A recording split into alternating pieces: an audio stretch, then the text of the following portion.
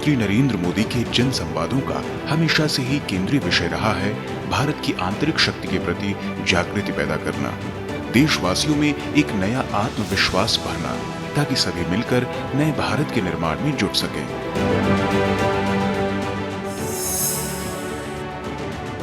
कौन हिंदुस्तानी ऐसा होगा जो भारत को बदलना नहीं चाहता होगा? कौन हिंदुस्तानी होगा जो देश में बदलाव के लिए हिस्सेदार बनना नहीं चाहता हो? 125 करोड़ देशवासियों की यह बदलाव की चाह, यह बदलाव का प्रयास, यही तो है जो नए भारत, न्यू इंडिया, इसकी मजबूत नींव डालेगा।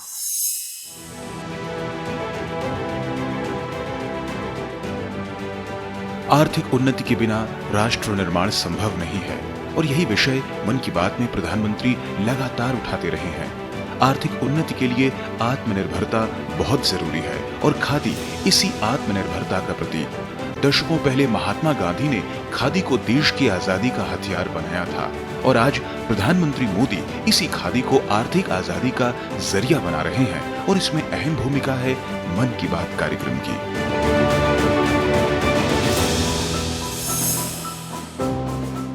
जब महात्मा गांधी की बात करते हैं तो खादी की बात बहुत स्वाभाविक ध्यान में आती है। आपके परिवार में अनेक प्रकार के वस्त्र होंगे, अनेक प्रकार के फैब्रिक्स होंगे, अनेक कंपनियों के प्रोडक्ट होंगे। क्या उसमें एक खादी का नहीं हो सकता क्या? मैं आपको खादीधारी बनने के लिए नहीं कह रहा हूं, आप पूर्ण खादीधारी होने का व्रत करें ये भी नहीं कह रहा हूं। मैं सिर्फ इतना कहता हूं कि कम से कम एक चीज, भले हैंडकरचीफ हो, भले घर में नहाने का तौलिया हो, भले हो सकता है बेडशीट हो, तकिए का कवर हो, पर्दा हो, कुछ तो भी हो। अगर परिवार में हर प्रकार के फैब्रिक का शौक है, हर प्रकार के कपड़ों का शौक है, तो एक ये भी तो होना चाहिए। और ये मैं इसलिए कह रहा हूं कि अगर आप खादी का वस्त्र खरीदते हैं तो एक गरीब के घर में दिवाली का दिया जलता है।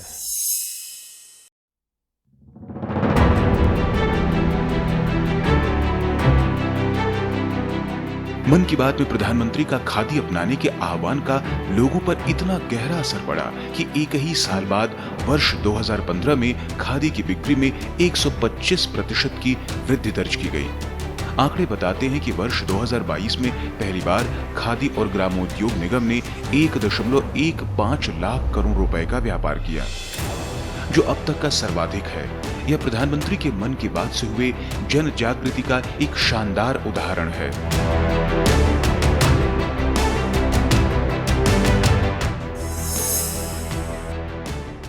खादी देश की राष्ट्रीय धरोहर है, राष्ट्र का अभिमान है। आज खादी ना सिर्फ देश का फैशन सिंबल बन चुका है, बल्कि देश के गांव कस्बों में रोजगार का सबसे सशक्त माध्यम भी। खादी की बिक्री और उत्पादन में अभूतपूर्व वृद्धि का श्रेय हमारे माननीय प्रधानमंत्री जी को जाता है। 2014 के बाद से प्रधानमंत्री जी की अपील पर खादी को जन जन का प्रिय बना दिया। 2014 से पहले खादी की ग्रोथ माइनस में थी, आज वो बिक्री के नए नए रिकॉर्ड बना रही है। खादी लोकल से ग्लोबल हो चुकी है। पिछले 8 वर्षों में खादी की बिक्री में 4 गुना से ज़्यादा की वृद्धि हुई है।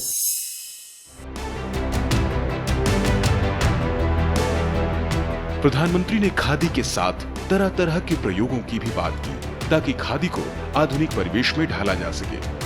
उन्होंने मन की बात में खादी फॉर नेशन और खादी फॉर फैशन का मंत्र दिया और यह मंत्र लोगों को इतना भाया कि राजधानी दिल्ली के खादी भवन में एक ही दिन में 1 करोड़ रुपए से अधिक की बिक्री कई बार दर्ज हुई। प्रधानमंत्री नरेंद्र मोदी ने मन की बात में समय समय पर इसका जिक्र कर देशवासियों को वोकल फॉर लोकल के लिए प्रेरित किया।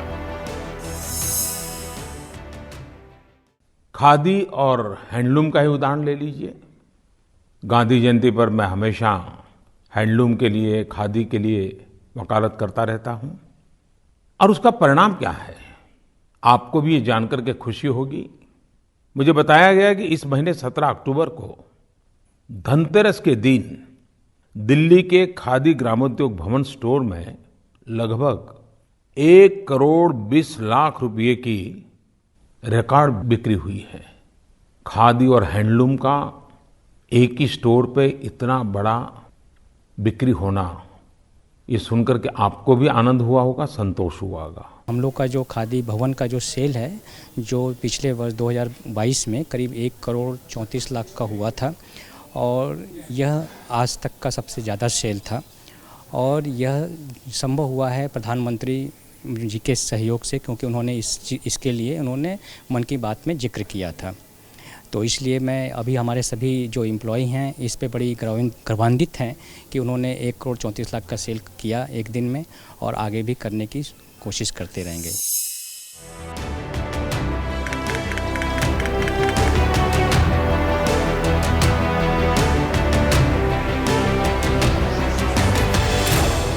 मन की बात के जरिए प्रधानमंत्री खादी के अलावा अन्य स्वदेशी एवं पारंपरिक उत्पादों के प्रति भी चेतना जागृत कर रहे हैं।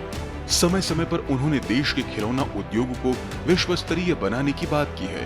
उन्होंने देश के विभिन्न क्षेत्रों में स्थानीय खिलौनों के पनप रहे उत्पादन समूहों का उल्लेख किया। विशेष रूप से कर्नाटक के चन्नापट्टन, आंध्र प्रदेश के कोंडपल्ली, असम के और वाराणसी में बन रहे आकर्षक स्थानीय खिलौनों की बात कर उन्होंने देशवासियों को देशी खिलौनों की विशिष्टता से अवगत कराया।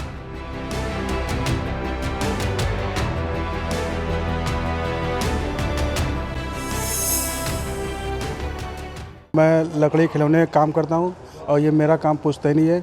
मोदी जी ने बहुत बढ़ावा दिया है, जो मन के बात में बोले हैं उससे हमको बहुत प्रभावित हुए और बहुत लोग हमसे जुड़े हुए हैं और दूर दूर हम मेला करते हैं, तो उससे भी हम लोग को बहुत ज़्यादा बेनिफिट मिल रहा है सब। मैं लकड़ी खिलौने का आर्टिजन हूँ और मैं ये कला जो है अपने पिताजी से सीखी है। हमारे यहाँ पर ये बेहतरीन काम होता है।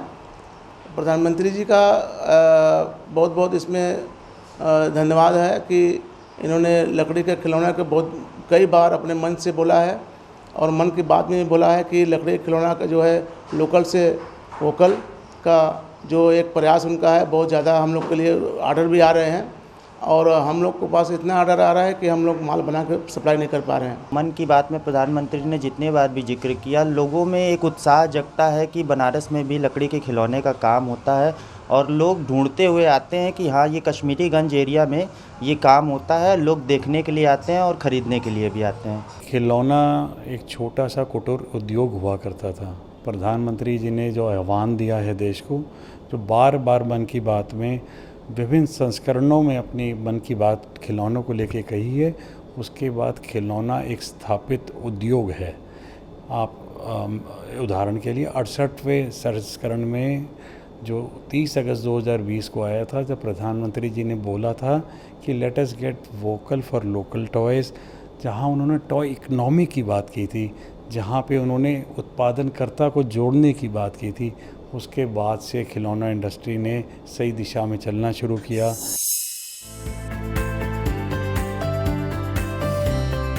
मन की बात में जब प्रधानमंत्री ने तमिलनाडु के तंजावुर की विश्व प्रसिद्ध गुड़िया का जिक्र किया, जिसे वहां के स्वयं सहायता समूह बनाते हैं, तो इस व्यवसाय से जुड़े कारीगरों में उत्साह का संचार हुआ।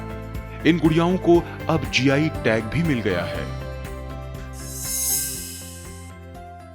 तमिलनाडु के तंजावुर के एक सेल्फ हेल्प ग्रुप ने मुझे भेजा है। इस उपहार में भारतीयता की सुगंध है और मातृशक्ति के आशीर्वाद, मुझ पर उनके स्नेह की भी झलक है। यह एक स्पेशल तंजावुर डॉल है जिसे जीआई टैग भी मिला हुआ है। मैं तंजावुर सेल्फ हेल्प ग्रुप को विशेष धन्यवाद देता हूं कि उन्होंने मुझे स्थानीय संस्कृति में रचे बसे इस उपहार को भेजा। हमारे परिवार में गुड़िया बनाने की परिपाटी रही है और यह पीढ़ी दर पीढ़ी जारी है। प्रधानमंत्री नरेंद्र मोदी ने हमारा उल्लेख कर और केंद्र सरकार ने तंजावुर गुड़िया को जीआई टैग देकर हमारा हौसला बढ़ाया है। மத்திய அரசு இதை மேல்மைப்படுத்தி செஞ்சது எங்களுக்கு சந்தோஷம். மறுபடியும் இதுக்கு அந்த மாறி வராங்க, அதுக்கு காரணம் என்ன, பழைய முறை प्रधानमंत्री नरेंद्र मोदी जी ने मन की बात में कहा है कि तंजावुर में गुड़िया बनाना एक पारिवारिक व्यवसाय है। जब से प्रधानमंत्री जी ने मन की बात में हमारा उल्लेख किया है, गुड़ियों के उत्पादन में वृद्धि हुई है और आर्थिक स्थिति भी सुधरी है। அதுக்கு மக்களுடைய ஆதரவு எங்களுக்கு தேவை।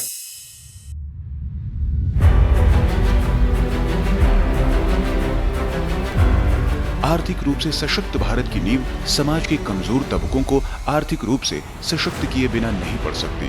प्रधानमंत्री नरेंद्र मोदी ने इस दिशा में ऐतिहासिक कदम उठाया।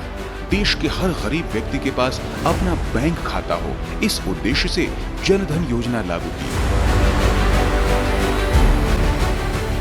आजादी के 70 साल बाद यह पहला मौका था जब देश का गरीब अपना बैंक खाता रखने का सपना साकार कर सका।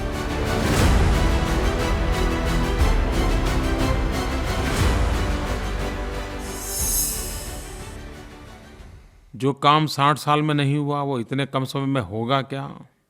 कई सवालिया निशान थे, लेकिन मुझे आज खुशी है कि इस योजना को लागू करने से संबंधित सरकार की सभी इकाइयों ने, बैंक की सभी इकाइयों ने जी जान से सब जुट गए, सफलता पाई। तो कई हजारों लोग इस जनधन योजना के तहत ओवरड्राफ्ट लेने के हकदार भी बन गए और उन्होंने लिया भी, और गरीब को बैंक से पैसा मिल सकता है ये विश्वास भी पैदा हुआ।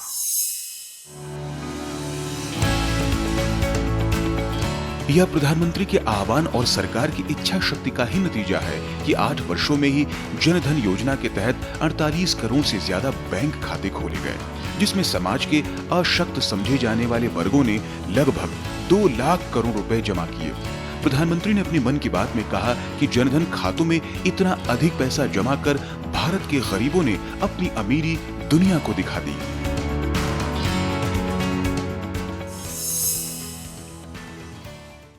मैंने गरीबों की अमीरी भी देखी। जीरो बैलेंस से खाता खोलना था, लेकिन गरीबों ने बचत करके, सेविंग करके 22,000 करोड़ की राशि जमा करवाई।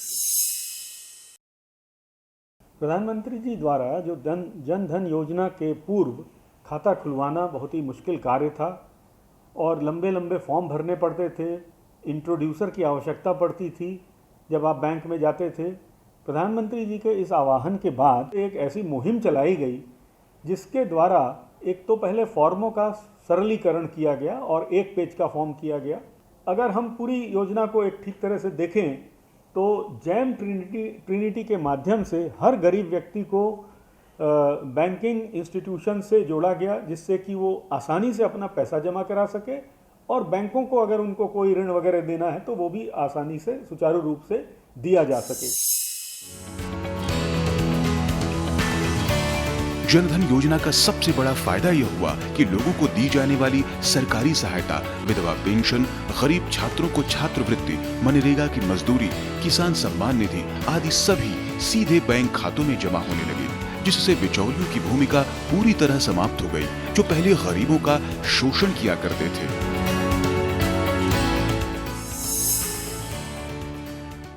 जनरल खाता है मेरा, उसमें से पैसे डालते रहते हैं, निकालते रहते हैं। और क्या कहते हैं, जब लॉकडाउन में भी 500 रुपए हमें मिले थे। मेरा जनधन जो है खाता है और इसका मेरे को ऋण भी और ब्याज भी अच्छा, मतलब जो भी है मिलता है और काफ़ी फ़ायदे है मेरे को। खाता अच्छा है जन खाता, उसमें 1500 रुपए मैं डालती रहती हूँ।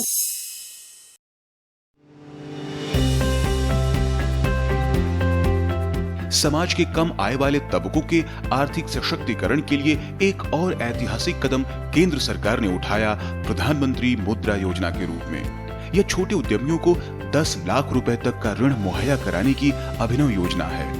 8 अप्रैल 2015 को शुरू हुई इस योजना के तहत अभी तक लगभग 38 करोड़ लोन मंजूर हुए हैं और 20 लाख करोड़ रुपए से अधिक की राशि दी गई है। यही नहीं, अपने पहले 3 वर्षों में ही इस योजना के कारण 1 करोड़ से ज्यादा अतिरिक्त रोजगार के अवसर पैदा हुए।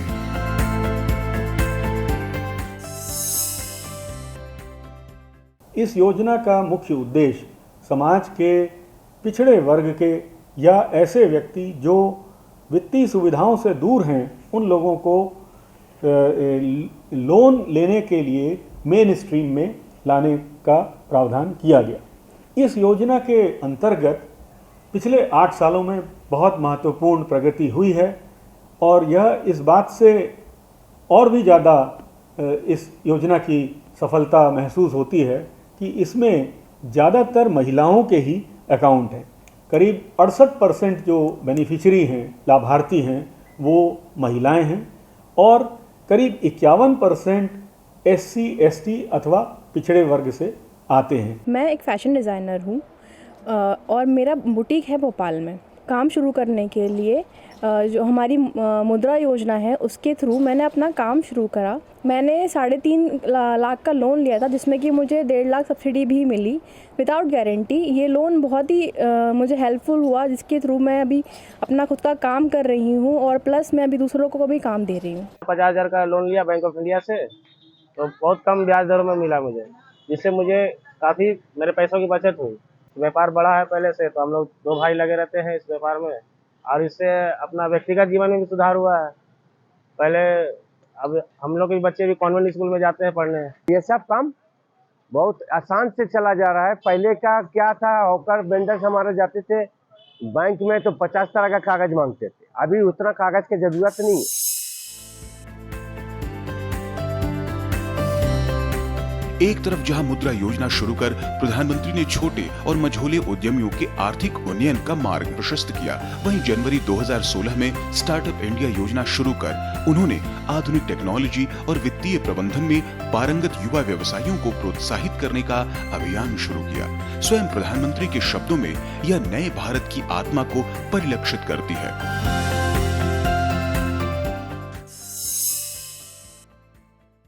आज भारत का स्टार्टअप इकोसिस्टम सिर्फ बड़े शहरों तक ही सीमित नहीं है।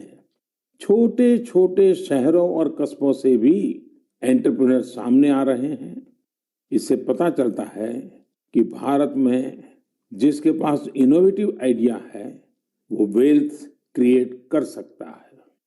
साथियों, देश की सफलता के पीछे देश की युवा शक्ति, देश के टैलेंट और सरकार सभी मिलकर के प्रयास कर रहे हैं। हर किसी का योगदान है।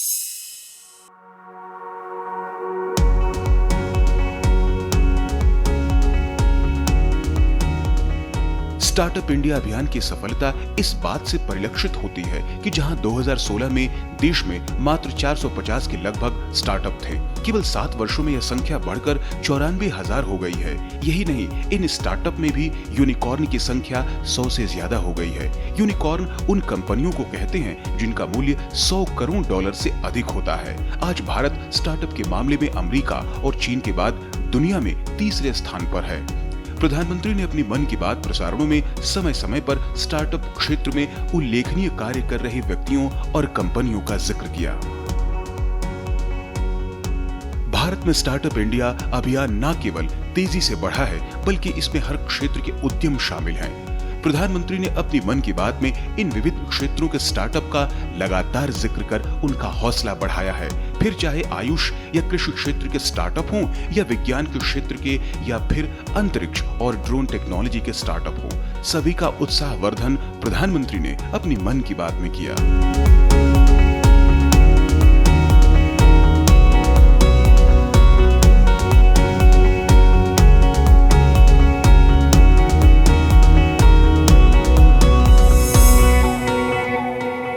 इंडिजीनियस स्पेस सिचुएशनल अवेयरनेस आज हर एक देश की ज़रूरत है। मैं माननीय प्रधानमंत्री जी का शुक्र अदा करना चाहूँगा कि वे खुद हमसे मिले, हमको मन की बात में चयन किया और मन की बात के माध्यम से पूरे देश को स्पेस सिचुएशनल अवेयरनेस की अहमियत समझाए। शुक्रिया, खुदाफिज, जय Hind. I think one of the best things that has happened to the entire startup ecosystem in our country is the recognition of the government at the topmost level, literally the Prime Minister office level, about what startups can do for our country, right? So from a space tech startup standpoint, I think having a dedicated Man Ki Baat session, for example, which spoke specifically about space startups, the Prime Minister himself attending the inauguration of the InSpace headquarters. But I think these things are, making us actually get a lot of validation from customers, investors, probably even vendors, I would say, right? And then one thing that has made startups a commonplace thing in the entirety of the country is the fact that there was a startup day that was also announced directly from the Prime Minister himself. Honorable PM Modi ji speaking about Dhruva Space in his Man Ki Baat was an incredible recognition for the work that we are doing as a full stack satellite company. It definitely had a domino effect on the growth evolution of the company. It reassured faith in our customers, investors, partners, and suppliers that we together as an ecosystem is working on the right path of building innovative technology in the country to serve domestic and global requirements. प्रधानमंत्री के initiative से ही हैं कि हमारी industry अभी जिंदा है।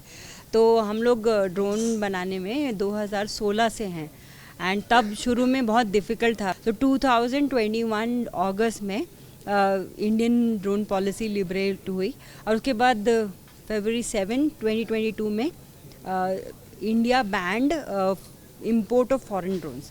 तो उससे क्या हुआ कि जो छोटे छोटे प्लेयर्स हैं हमारे जैसे, they got an opportunity to actually build the drones in India. India में आज 300 से ज़्यादा कंपनीज है जो कुछ ना कुछ ड्रोन के बिज़नेस में काम कर रहे हैं। इनफैक्ट ड्रोन इंडस्ट्री के एक रिप्रेजेंटेटिव होने के तरीके से मैं कहना चाहूँगा कि जितनी चीज़ें इंडस्ट्री ने मांगी है, सरकार ने इनफैक्ट उसके ओवर एंड बियॉन्ड जाके काम किया है।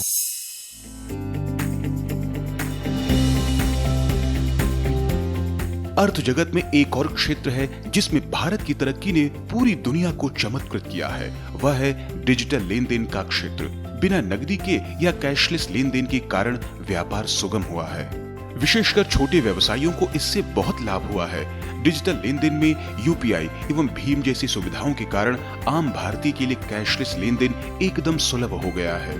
डिजिटल लेन देन के इतने व्यापक प्रसार में प्रधानमंत्री की मन की बात ने अहम भूमिका निभाई है। एक तरफ जहां 2017-18 में मात्र 2000 करोड़ डिजिटल लेन देन दर्ज किए गए थे, वहीं महज 5 वर्षों में यह संख्या 4 गुना से भी ज्यादा बढ़कर 2022 में 9000 करोड़ से अधिक हो गई।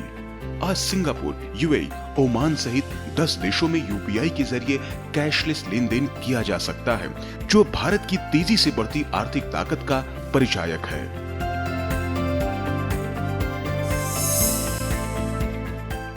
डिजिटल पेमेंट आने से बहुत फ़ायदा हुआ है। पहला बड़ा झंझट होता था, चेंज हुआ नहीं करती थी। चेंज देने में कोई 100 करोड़ दे रहा है तो 10 का माल लिया, 90 रुपये कहाँ से वापस करें। अब 10 रुपये पेटीएम हो जाता है, डिजिटल पेमेंट हो जाती है।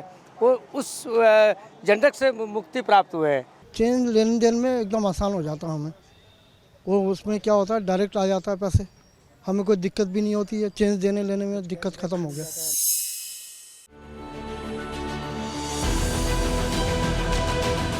देशवासियों में भारत की आंतरिक शक्ति के प्रति एक नया विश्वास जगा है। आज भारत ब्रिटेन को पीछे छोड़कर दुनिया की 5वीं सबसे बड़ी आर्थिक शक्ति बन गया है और तेजी से आगे बढ़ रहा है। देश के लोगों का जीवन स्तर भी तेजी से बढ़ रहा है और इस सर्वांगीण विकास का साक्षी और सारथी बन रहा है प्रधानमंत्री नरेंद्र मोदी का मन की बात कार्यक्रम।